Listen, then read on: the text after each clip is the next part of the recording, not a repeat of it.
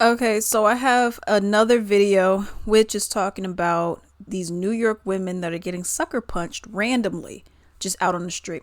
All right. So I'm actually going to go and play. I'm gonna read a headline first, and then I'm gonna go and play you a video about the woman in the incident. Okay. First off, another NYC woman sucker punched on street in attack that left her with a broken jaw.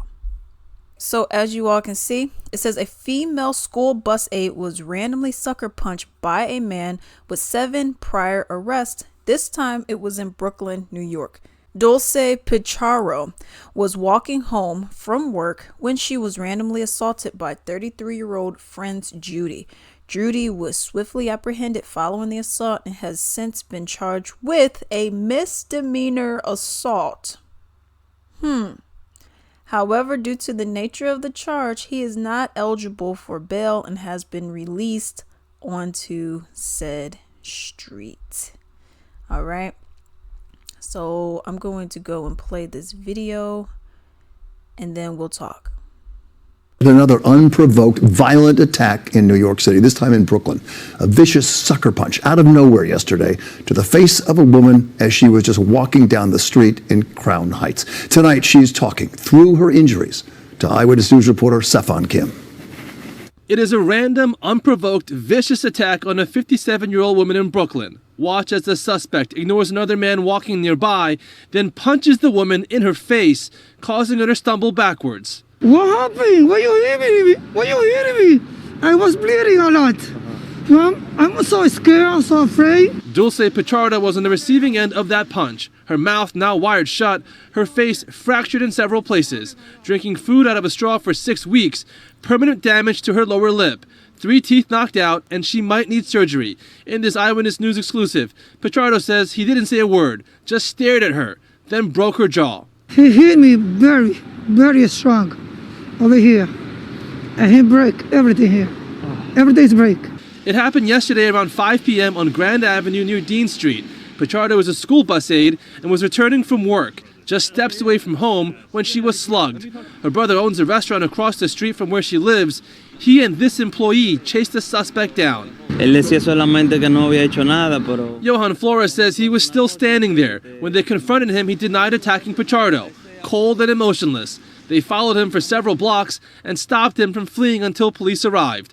Cops arrested 33-year-old Franz Judy. The suspect was charged with misdemeanor assault, meaning he's not bail eligible. He'll be released back onto the street. And that's the part that has the victim and her family frustrated and afraid. Every time I see one man, I cross. I don't want to be close to nobody. I'm very afraid, yes. I turn my son everywhere I go. And when you walk away. Wow. So I'm gonna just let this play and I'm gonna just talk about it.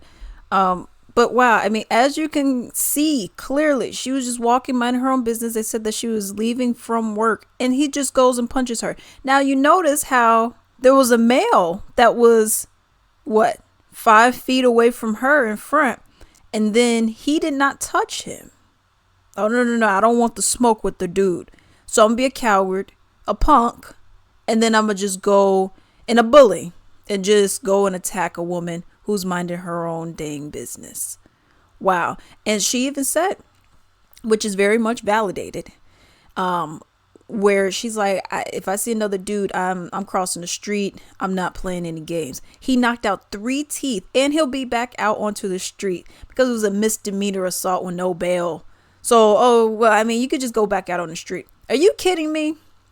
And then you're going to have Mayor Eric Adams, go and say, I mean, out of the big cities, New York City, it's real safe. New York is just a safe place. Now, granted, this happened in, I think it was Brooklyn, but still, it's like you're over here saying like, it's safe over here. Are you kidding me, dude? Wow.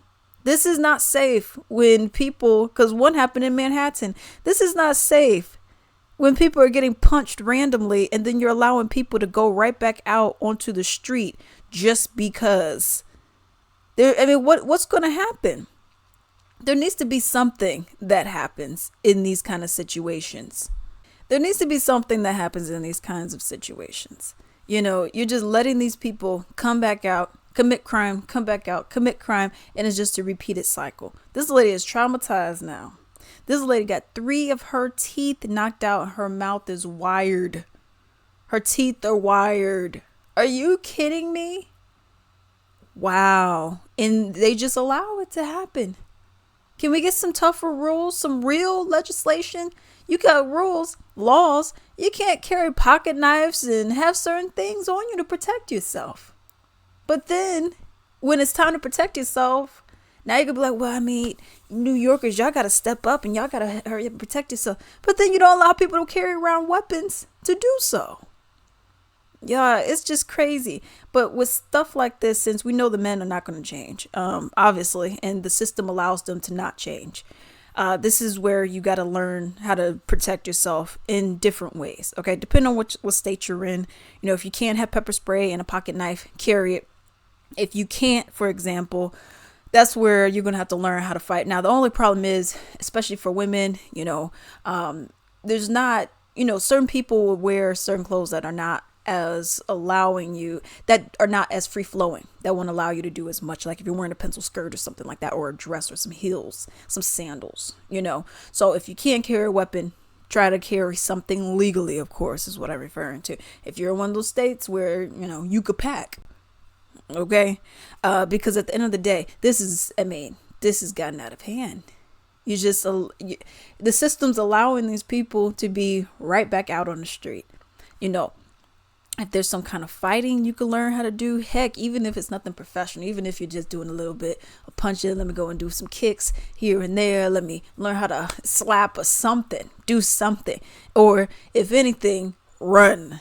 Obviously, in this case, it's a little different because she got hit unexpectedly. You know, who's expecting to walk down the street, get punched in the face? You know what I mean?